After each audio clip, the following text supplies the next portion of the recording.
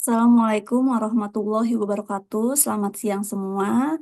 Hari ini saya akan mempresentasikan ujian akhir semester 2024-2025 mata kuliah Ekonomi Mikro dengan dosen pengampu Bapak Joko Suharyanto, SE, MM, CPOD dengan tema identifikasi isu ekonomi mikro terkini, dan saya mengambil topik analisis harga bahan pokok, faktor-faktor yang mempengaruhi fluktuasi di pasar lokal. Slide berikutnya ada pendahuluan. Presentasi ini akan fokus pada analisis harga bahan pokok di pasar lokal dengan tujuan untuk memahami faktor yang menyebabkan fluktuasi dan kualitatif. Presentasi ini akan mengidentifikasi pengaruh faktor eksternal seperti perubahan cuaca, kebijakan pemerintah, dan dinamika pasar global terhadap harga bahan pokok. Dari presentasi ini, diharapkan dapat memberikan wawasan bagi pembuat kebijakan dalam merumuskan strategis untuk menstabilkan dalam membuat strategi agar harga tetap stabil dan menjaga aksesibilitas bagi masyarakat. Slide selanjutnya, identifikasi isu ekonomi mikro terkini. Fluktuasi harga bahan pokok di Indonesia menjadi isu ekonomi mikro yang sangat signifikan, dipengaruhi oleh faktor permintaan, penawaran, cuaca ekstrim, dan kebijakan impor. Kenaikan harga ini berdampak pada daya beli masyarakat, terutama kelas menengah ke bawah, serta menyulitkan UMKM dalam mendapatkan bahan baku. Selain itu, inflasi yang mencapai 5,5% pada 2023 turun memperburuk kondisi ini. Konsumen beralih ke alternatif yang lebih murah, sedangkan produsen menghadapi tantangan biaya produksi yang meningkat. Sebuah studi oleh Kata Data menunjukkan 65% UMKM mengeluh kenaikan harga bahan baku. Untuk mengatasi masalah ini, diperlukan strategi kebijakan yang komprehensif untuk menstabilkan harga dan menjaga aksesibilitas bahan pokok bagi masyarakat. Slide selanjutnya, analisis menggunakan konsep ekonomi mikro. Fluktuasi harga bahan pokok dapat dianalisis menggunakan konsep ekonomi mikro seperti hukum permintaan dan penawaran, elastisitas harga, dan teori biaya. Hukum permintaan dan penawaran, harga naik, permintaan turun, tetapi untuk bahan pokok inelastis seperti beras, minyak goreng, dikonsumsi tetap tinggi walau harga naik. Saya kutip dari CNN Indonesia 2023. Yang kedua, teori biaya. Kenaikan harga sering dipicu oleh biaya produksi yang meningkat seperti bahan baku, logistik, dan tenaga kerja.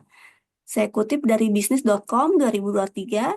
Dan yang ketiga, dampak bagi UMKM. Kenaikan biaya memaksa UMKM menaikkan harga atau mengurangi margin. Ada 40% UMKM terpaksa tutup. Saya kutip dari Kata Data 2023. Slide selanjutnya, dampak isu terhadap pelaku ekonomi. Fluktuasi harga bahan pokok berdampak pada konsumen, produsen, dan pemerintah. Dari sisi konsumen, daya beli menurun terutama bagi keluarga berpenghasilan rendah.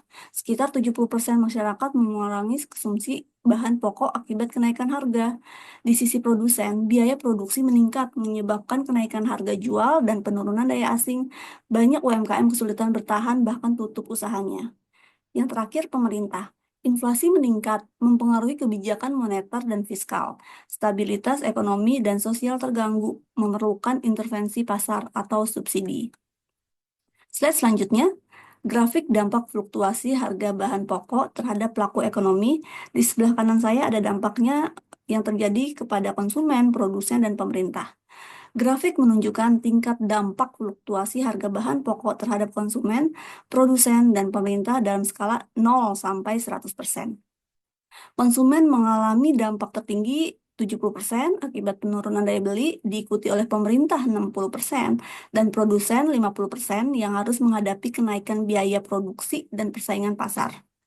Slide selanjutnya, saran atau solusi kebijakan yang dapat diterapkan berdasarkan teori ekonomi mikro. Kebijakannya itu ada 5, yaitu transparansi pasar, tujuannya informasi harga yang akurat, dampaknya konsumen dan produsen lebih siap. Yang kedua, subsidi UMKM, tujuannya menekan biaya produksi, dampaknya harga jual tetap stabil.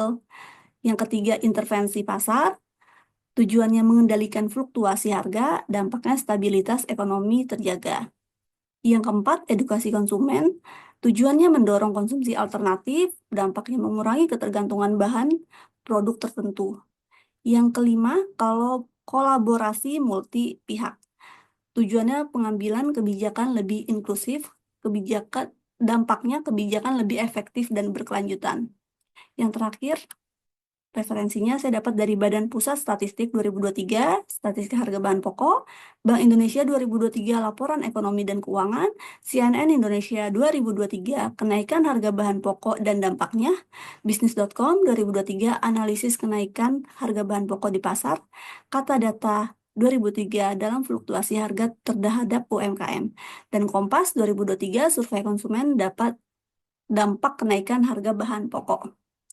Terima kasih. Wassalamualaikum warahmatullahi wabarakatuh. Thank you.